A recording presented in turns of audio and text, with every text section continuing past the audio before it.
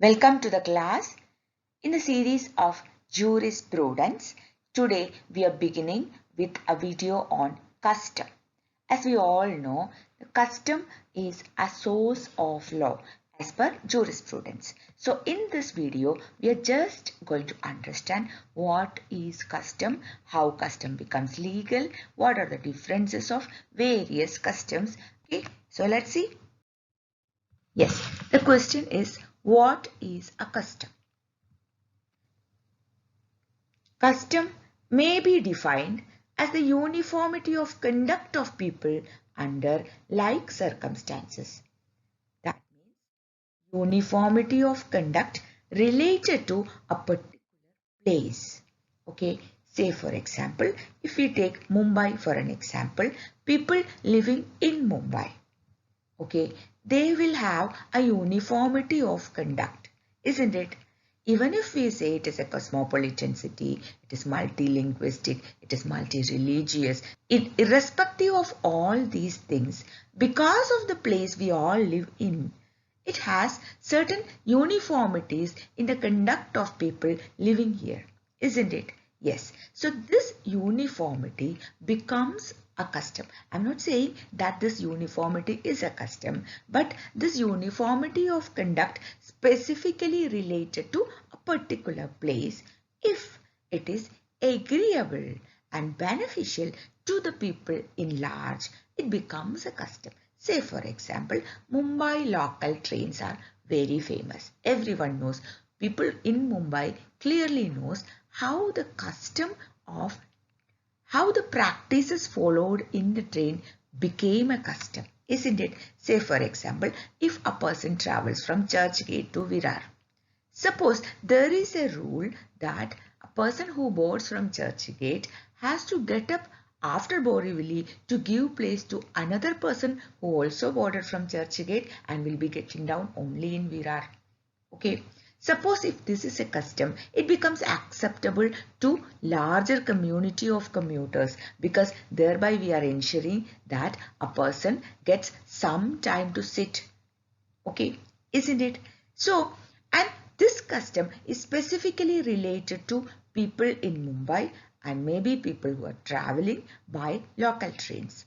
Okay, and but at the same time, this uniformity of conduct, which is related to Mumbai, which is beneficial and therefore agreeable to the larger community of commuters, becomes a custom only if it is being repeated, reiterated and multiplied numerous times by other commuters. Okay, that means just because somebody does it or just because someone does it, nothing becomes a custom. In order to become a custom, it has to be followed, it has to be repeated, it has to be multiplied as many times as possible in a given time at a particular place. Okay, so what all are the requirements? One thing, it is basically a conduct uniformly being practiced, agreeable to the community in large, and therefore it is being repeated by people living in a particular place. Is that clear? Yeah, there are more things to explain about it.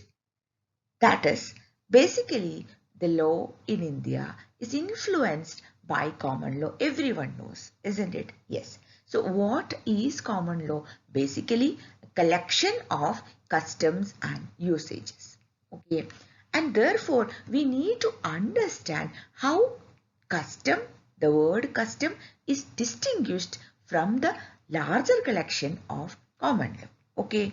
So for that, first we need to understand what is a local custom. Okay. So as the word indicates, local custom is a custom which is being followed in a particular area or in a particular place. Okay, as I gave the example of Mumbai, say for example, Essex is a place in London. And this practice is applicable or being practiced only by people living in Essex. That means it is a local custom. Okay, whereas there is a general custom. This general custom is also similarly uniformity of conduct but it is being practiced by people all over England, all over Britain. That means it has the power or authority of king's orders, decisions of the court, or judicial precedents. Okay, so this general custom is also known as common law. Okay, so common law is a bunch of customs which later got the authority from the kings or queens, from the courts, or by judicial precedents. Okay, so if a particular custom followed only in one particular area, may not be having this kind of a legal sanctity, and therefore it will be only a local custom, whereas customs which were approved by such authorities become a general custom which is being followed in the larger part of the country. That has come to be known as common law. Okay, and then there is legal custom and usage too. What is it? Yes, usage is something, as I told you, which is being practiced by a local community for a long time. Okay, and therefore, since it is the usage, it gets a power and authority in the next generation.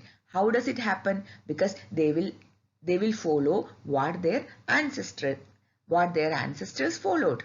Okay, but at the same time, every time for a usage, you have to show that it is a usage because it was being followed. On the other way around, a legal custom is one which was a custom, but later it got the legal sanctity. Say for example, marriage. Marriage is a custom, but by making matrimonial laws, we have legalized the custom. Okay. So today we understood what is basically a custom, how custom is different from common law, and what would be the difference between a legal custom and usage too. Okay. So in this video, we just got introduced into custom as a source of law. In the next video,